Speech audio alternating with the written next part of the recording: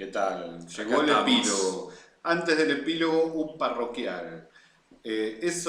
Toda la información que les pasé en la presentación sobre la lectura del jueves era errónea. O sea que en el epílogo se corrige. Si no te pones a mirar el video del epílogo, bueno, jodete Mala por llegar suerte. tarde. Pero la lectura del jueves es el jueves a las 20 horas en Chacabuco al 400, lo van a ver, está la biblioteca, la librería, la boutique del libro, el ciclo se llama Poesía a la Parrilla, y van a leer figuras tales como yo. Y Diego Mucio, Flavia Pantanelli, Patricio Foglia y algún otro escritor que por supuesto mi memoria y la droga borraron. Eh, Ustedes están acostumbrados a que lea el señor, pero el señor está con muchos problemas. La vejez y Sí, el oculista necesariamente me están indicando que debo cambiar de anteojos. así que probablemente cambiemos también de coordinador. Bueno, sin embargo vamos a cerrar leyendo un fragmento de Flannery O'Connor como para que después tratemos de sintetizar en alguna conclusión este lindo recorrido que armamos con la consigna número 11. El cuento de Flannery O'Connor se llama Buena gente del campo y vamos a leer dos parrafitos de él. Dice así: además de la expresión neutral que adoptaba cuando estaba sola, la señora Freeman tenía otras dos, de avance y de repliegue, que usaba en todas las relaciones humanas. Su expresión de avance era aplomada y avasallante como la marcha de un camión pesado. Sus ojos no se desviaban jamás a derecha o izquierda, sino que se movían con el curso de sus monólogos como si siguieran una línea amarilla trazada en el medio del camino. La otra expresión, en cambio, no la usaba sino muy raramente, porque solo muy de vez en cuando le era necesario retractarse de alguna afirmación. Pero cuando lo hacía, su rostro adoptaba una inmovilidad completa. Sus ojos negros se movían casi imperceptiblemente como si retrocedieran, y quien la observaba podía ver que ella, aun cuando permanecía de pie, en el mismo lugar, tan real como una pila de sacos de maíz, ya no estaba allí en espíritu.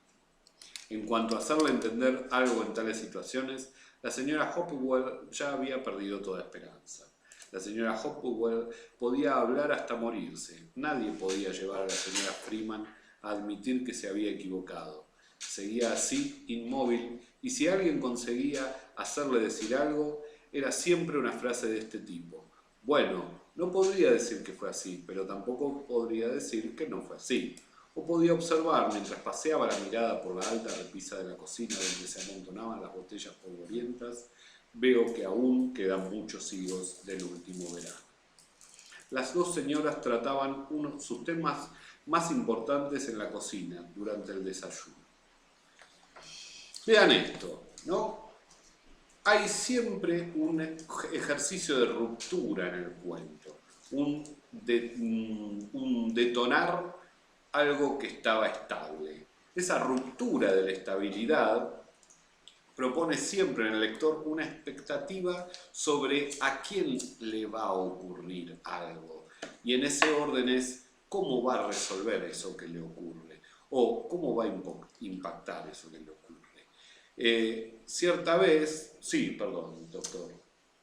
Y retomando con la introducción, lo que hablábamos con Flannery, el drama de lo humano, que sea específico, ¿no? Como esta descripción de los dos rostros que tenía o las dos formas de mirar que tenía tan específicas, ya te colocan definidas con ojo científico en un personaje y te empieza a dar la intriga de quién es este personaje.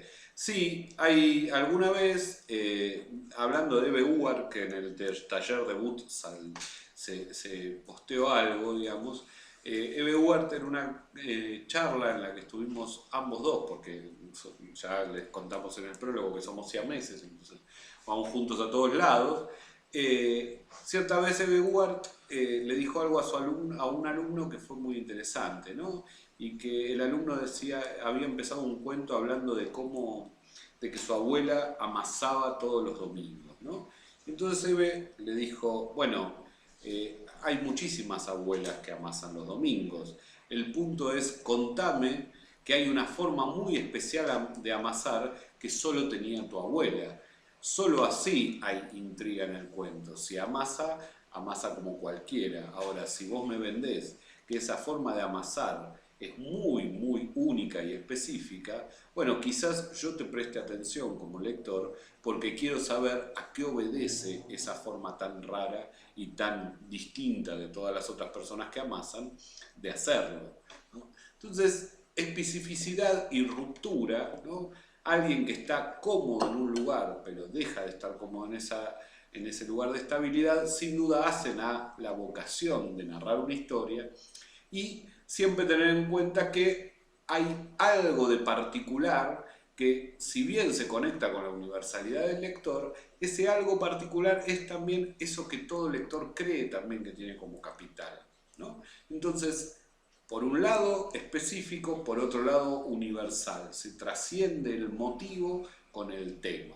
Esa es la idea de poner en funcionamiento la maquinaria del cuento. Y que efectivamente no solo es en el discurso narrativo que funciona esto, sino como ustedes bien vieron en alguna de las consignas de poesía cómo trabajamos la idea de que el lenguaje y los nombres y las palabras nombran una experiencia particular, sensible del mundo, que nos conecta a todos con algo, con una mesa, con la tristeza, pero que el lenguaje que uno crea, que uno construye en su poema, es algo que le va a dar un color y un carácter particular a esa tristeza, que si hubiera solo una manera de nombrarlo, digamos, no necesitaríamos palabras particulares. Palabras particulares, exacto.